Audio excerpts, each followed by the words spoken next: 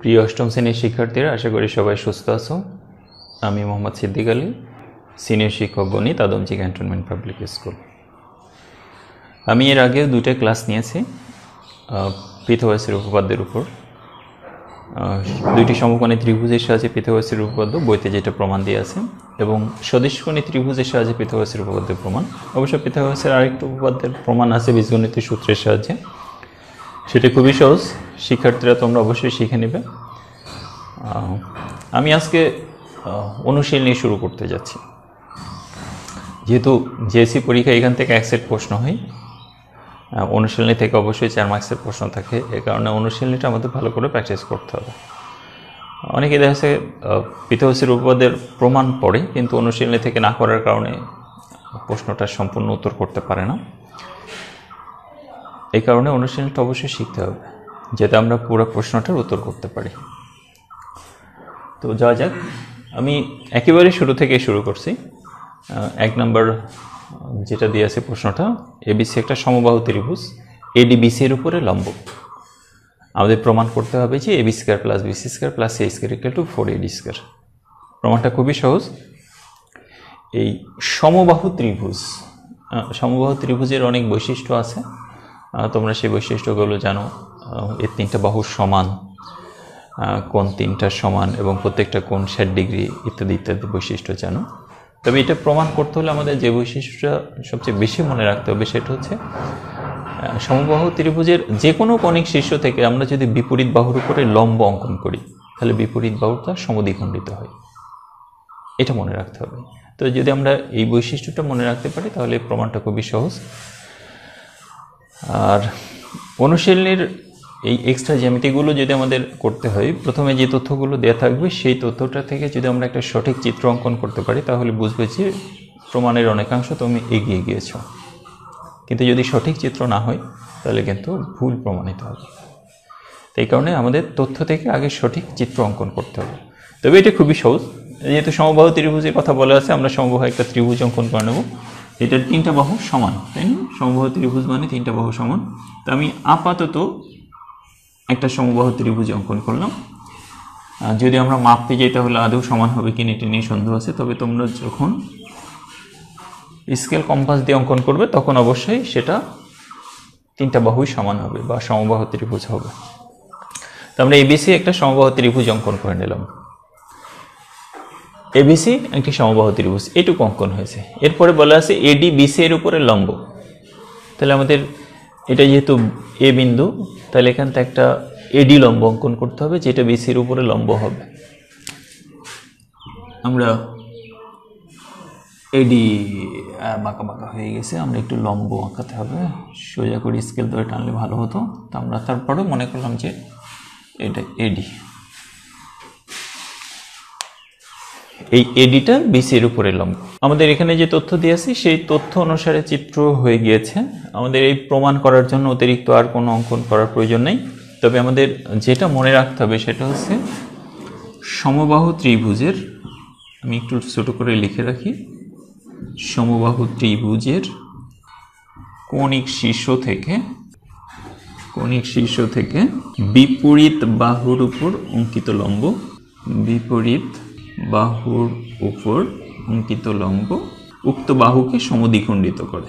এটা একটু মনে রাখতে হবে। যেহেতু আমরা পিথাগোরাসের উপপাদ্যের অনুশীলনী করছি, কাজেই পিথাগোরাসের উপপাদ্য নিশ্চয়ই সবারই জানা আছে। অর্থাৎ সমকোণী ত্রিভুজের অতিভুজের উপর অঙ্কিত বর্গক্ষেত্র অপর বাহুদ্বয়ের উপর অঙ্কিত বর্গক্ষেত্রের সমষ্টির সমান, এটা নিশ্চয়ই জানা আছে। তো আমাদের এখানে 2টা সমকোণী ত্রিভুজ হয়েছে। এই পাশে একটা সমকোণী ত্রিভুজ, এই পাশে একটা সমকোণী ত্রিভুজ। অনেকের মনে প্রশ্ন জাগছে, সমকোণী ত্রিভুজ কি করে হলো? আপনি বললেন সমবাহু ত্রিভুজ। আসলে আমরা এখানে লম্ব অঙ্কন করেছি। আমরা জানি লম্ব অঙ্কন করলে এখানে একটা সমকোণ তৈরি হয়েছে, এই পাশে কিন্তু আরেকটা সমকোণ। তো যেহেতু আমরা জানি একটা ত্রিভুজের একটা কোণ সমকোণ হলে সেটাই সমকোণী ত্রিভুজ, কাজেই এ বি ডি এটা একটা সমকোণী ত্রিভুজ, এ সি ডি এটাও একটা সমকোণী ত্রিভুজ। আমরা এই 2টা সমকোণী ত্রিভুজের উপর ভিত্তি করে এটা একটু প্রমাণ করব। আমরা বিশেষ নির্বাচন, এখানে সাধারণ নির্বাচনে যা আছে ঠিক সেটাই বলতে হবে। মনে করি এবিসি একটি সমবাহু ত্রিভুজ, এডিবিসির উপর লম্ব, প্রমাণ করতে হবে যে এটাই। শুধু প্রমাণ করার জায়গা প্রমাণ করতে হবে যে এটাই। এই কারণে আমি আর বিশেষ নির্বাচন লিখলাম না, এখানে অতিরিক্ত কোনো অঙ্কন লাগবে না, আমরা সরাসরি প্রমাণে চলে যাচ্ছি। প্রমাণ আমরা একটু লিখি, যেহেতু এডি লম্ব বিসি, অতএব আমরা লিখতে পারি বিডি ইকুয়াল টু সিডি। এই বৈশিষ্ট্য অনুসারে আমরা লিখতে পারবো। এটা অবশ্যই তোমরা এখানে একটু সাইড নোট দিয়ে দিতে পারো, এখানে এই নোটটা এখানে সাইড নোট দিয়ে দিতে পারো। আরেকটা জিনিস আমরা লিখে রাখি, যেহেতু এখানে বলা আছে এবিসি সমবাহু ত্রিভুজ, তাহলে কি আমরা লিখতে পারি না AB equal to BC equal to CA? এটা অবশ্যই লেখা যাবে মনে হয়, আমরা এখানে লিখে দিতে পারি এবিসি সমবাহু ত্রিভুজ।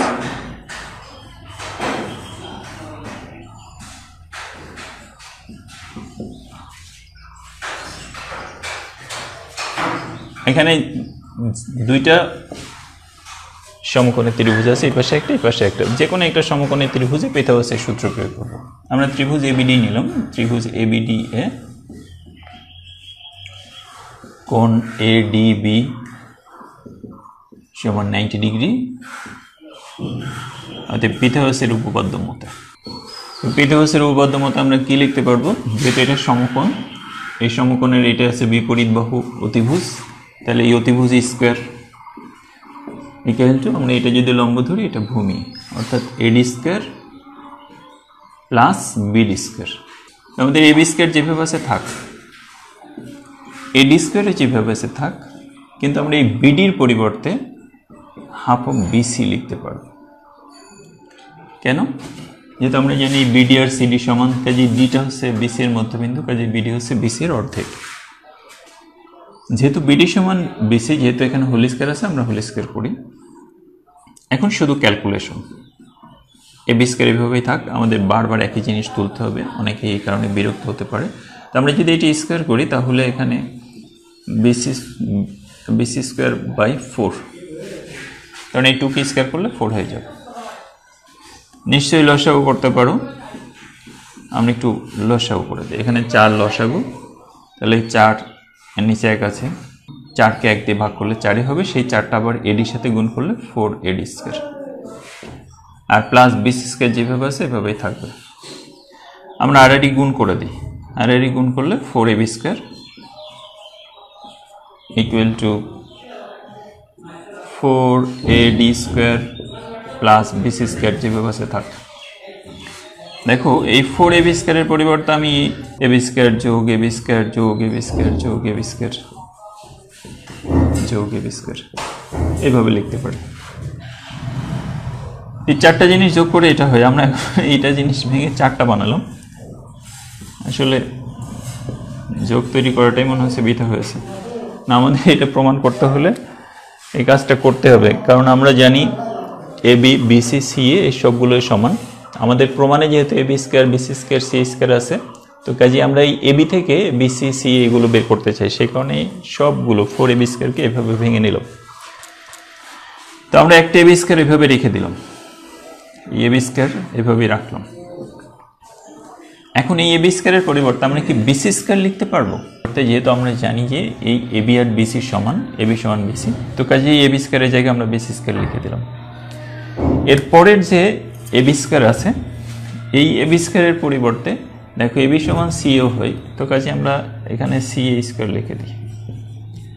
আর এবি স্কয়ারের পরিবর্তে যেহেতু আমাদের এই পাশে বিসি স্কয়ার আছে, তো আমরা এবি স্কয়ারের পরিবর্তে বিসি স্কয়ার লিখে দিলাম, যাতে উভয় পাশ থেকে বিসি স্কয়ার মোকাবেলা বা কেটে দেওয়া যেতে পারে। আমরা বিসি স্কয়ার লিখলাম, তো আমরা এখন উভয় পাশ থেকে এই বিসি স্কয়ার কেটে দিলাম। তো বিসি স্কয়ার কেটে দিলে আমাদের প্রমাণ কিন্তু হয়ে গিয়েছে। তো কাজে আমরা লিখতে পারি অতএব দেখো AB square plus BC square plus C square equal to 4 AD square. AB square plus BC square plus C A square equal to 4 AD square. খুবই সহজ প্রমাণ, তোমাদের এই তথ্যটা একটু মনে রাখতে হবে। এই তথ্যের উপর ভিত্তি করে আসলে আমরা এই প্রমাণটা করেছি পিথাগোরাসের উপপাদ্যের।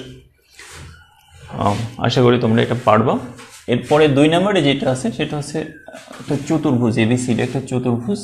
এই চতুর্ভুজের কর্ণদ্বয় পরস্পরের উপরে লম্ব,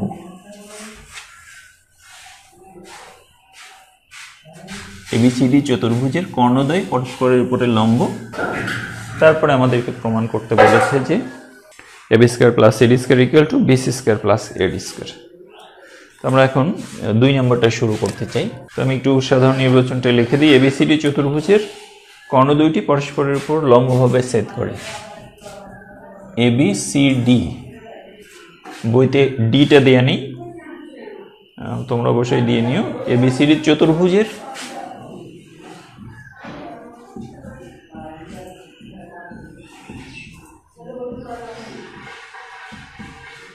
কর্ণদ্বয়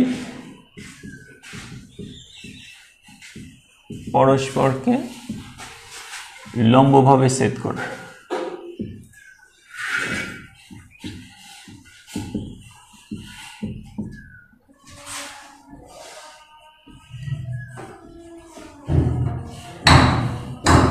প্রমাণ করো যে AB square plus CD square, AB square plus CD square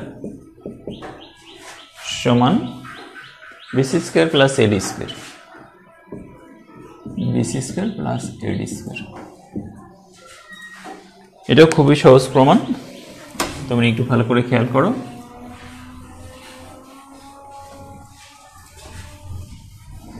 এখানে পিথাগোরাসের সূত্রের প্রয়োগ করতে হবে সবচেয়ে বেশি পরিমাণ। আর যেহেতু চতুর্ভুজটি যে দুইটা কর্ণ আছে, কর্ণদ্বয় পরস্পরের উপর লম্ব, তো আমাদের চিত্র অঙ্কন করার সময় এমনভাবে চিত্রটা অঙ্কন করতে হবে যাতে কর্ণ দুইটা পরস্পরের উপরে লম্ব হয়। তো আমরা জানি কোন কোন চতুর্ভুজের কর্ণদ্বয় পরস্পরের উপর লম্ব, কিন্তু তারপরেও আমরা সেই তথ্যগুলো ব্যবহার করব না। আমার যে পরামর্শ সেটা হচ্ছে আগে দুইটা কর্ণই পরস্পরের উপর এইভাবে লম্ব আঁকাই নাও। মনে করো আমি এইভাবে একটা কর্ণ আঁকালাম, এইভাবে আর একটা লম্ব।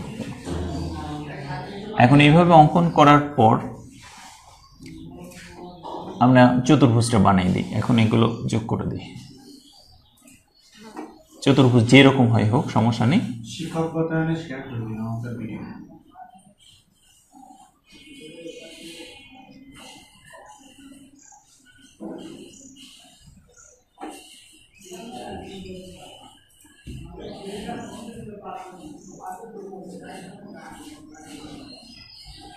আমরা একটু নাম দিয়ে দিই, এটি এ, এটা বি, এটা সি, এটা ডি।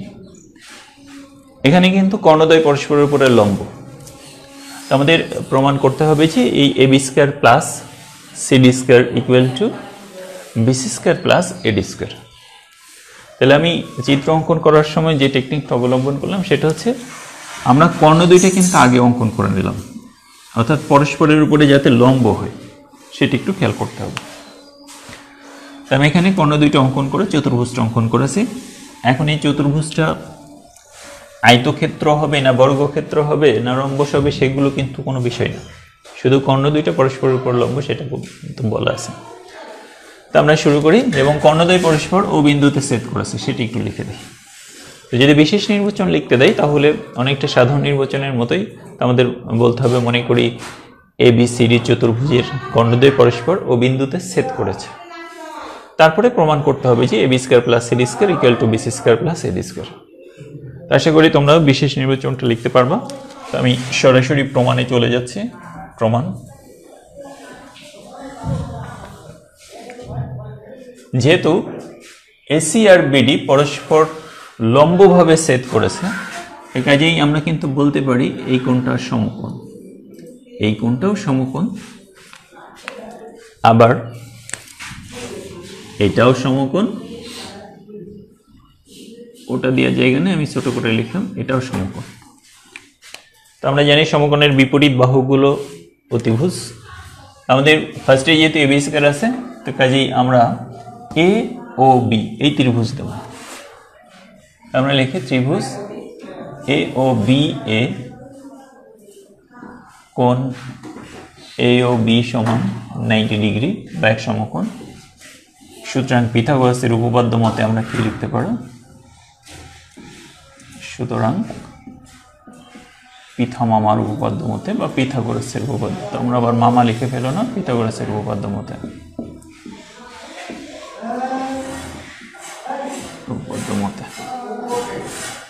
কি লেখা যেতে পারে? এটা যেহেতু সমকোণ, আমরা এ ও বি এটা যেহেতু সমকোণ, কাজে এটা কিন্তু অতিভুজ, অতিভুজ স্কয়ার, তার মানে এবি স্কয়ার সমান এই সমকোণ সংলগ্ন বাহু একটা ভূমি, অন্যটা লম্ব। তো আমরা যদি এটা ভূমি ধরি, এটা লম্ব হবে, তাহলে এ স্কয়ার যোগ বি স্কয়ার। আমরা এটা 1 নম্বর সমীকরণ দিয়ে রাখলাম। অনুরূপভাবে যেহেতু আমাদের এখানে সিডি স্কয়ার লাগবে, কাজেই এই বাহুটা যেহেতু লাগবে, আমরা সি ও ডি বা ডিওসি এই ত্রিভুজ নেব। ত্রিভুজ ডিওসি এ কোণ ডিওসি সমান 90 ডিগ্রি, অতএব সিডি স্কয়ার সমান,